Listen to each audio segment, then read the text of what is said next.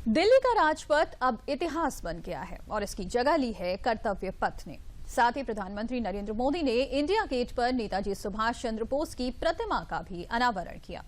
Delhi metro ने भैरव मार्ग से एक सप्ताह तक इंडिया गेट नेशनल स्टेडियम तक इलेक्ट्रिक बस सर्विस देने की घोषणा की है। साथ ही प्रधानमंत्री ने बताया कि अगले 3 दिन तक सुभाष चंद्र बोस पर विशेष ड्रोन शो का आयोजन किया जाएगा। ये प्रतिमा इसके लिए प्रेरणा स्रोत बनेगी।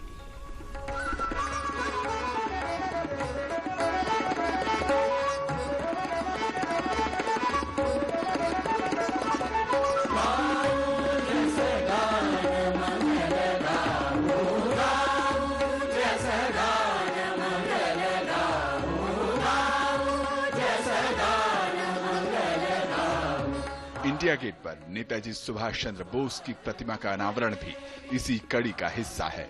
28 फीट ऊंची ग्रेनाइट की बनी ये प्रतिमा 65 मीट्रिक टन वजन वाली है।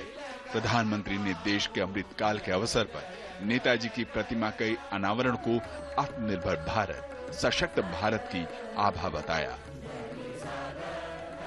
अगर आजादी के बाद हमारा भारत सुभाष बाबू की राह पर चला होता तो आज देश कितनी ऊंचाइयों पर होता।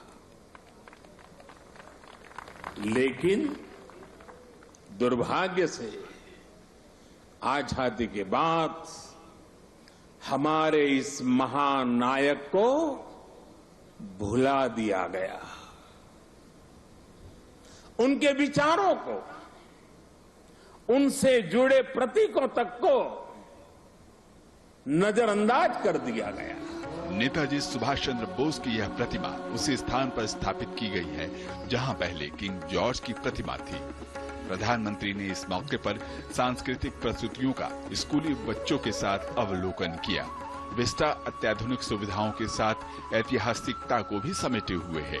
साथ ही पर्यावरण का भी यहाँ खासा ख्याल रखा गया है। साथ ही इंडिया गेट से राष्ट्रपति भवन को जोड़ने वाली तकरीबन 3 किलोमीटर लंबी सड़क कर्तव्य पथ का भी उद्घाटन किया। प्रधानमंत्री ने कहा कि भारत को सर्वश्रेष्ठ बनाने का मार्ग कर्तव्य पथ से होकर जाता है और जन सेवा, राष्ट्र सेवा के लिए ये नई ऊर्जा और प्रेरणा देगा। अगर पथ ही राजपथ हो तो यात्रा लोकमुखी कैसे होगी। राजपथ ब्रिटिश राज के लिए था, जिनके लिए भारत के लोग गुलाम थे। राजपथ की भावना भी गुलामी का प्रतीक थी, उसकी संरचना भी गुलामी का प्रतीक थी। आज इसका आर्किटेक्चर भी बदला है और उसकी आत्मा भी बदली है। अब देश के सांसद, मंत्री, अधिकारी जब इस पथ से गुजरेंगे तो उन्हें कर्तव्य पथ से देश के प्रति कर्तव्यों का बोध होगा। सेंट्रल विस्टा एवेन्यू को लोगों की सुविधाओं के मुताबिक रीडेवलप किया गया है। अब ये विहंगम, अद्भुत और मनमोहक दिखने लगा है।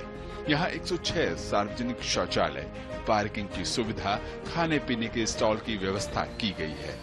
लाल ग्रेनाइट पत्थरों से पैदल मार्ग बनाया गया है और बैठने के लिए बेंच भी बनाई गई है। प्रधानमंत्री ने देश के अमृत काल के अवसर पर प्रदर्शनी का अवलोकन किया, जिसमें किए गए बदलावों को चित्रों द्वारा प्रदर्शित किया गया था। पुनर्विकास की खास बात यह भी है कि सुरक्षा की दृष्टि से सीसीटीवी कैमरे निगरानी के लिए लगाए गए हैं। प्रधानमंत्री ने इस पुनर्विकास को साकार करने वाले श्रमजीवी वर्ग के लोगों से बातचीत कर उनके अनुभव जाने। प्रधानमंत्री ने देश के अभूतपूर्व विकास में जुटे श्रमजीवियों का आभार जताया। साथ ही गणतंत्र दिवस के मौके पर उन्हें परिवार सहित विशेष अतिथि के रूप में आमंत्रित किया। मुझे संतोष है कि नए भारत में आज श्रम और श्रमजीवियों के सम्मान की एक संस्कृति बन रही है, एक परंपरा पुनर्जीवित हो रही है। और साथियों, जब नीतियों में संवेदनशीलता आती है तो निर्णय भी उतने ही संवेदनशील होते चले जाते हैं। प्रधानमंत्री ने आधुनिक होते इंफ्रा में विकास के सभी आयामों को बताया। उन्होंने कहा कि सामाजिक, सांस्कृतिक, आर्थिक, डिजिटल, स्वास्थ्य, शिक्षा सभी इंफ्रा में बदलाव जारी है। एक आकांक्षी Bharat social infrastructure, transport infrastructure, digital infrastructure के साथ ही कल्चरल इंफ्रास्ट्रक्चर को गति देते हुए तेज प्रगति कर सकता है।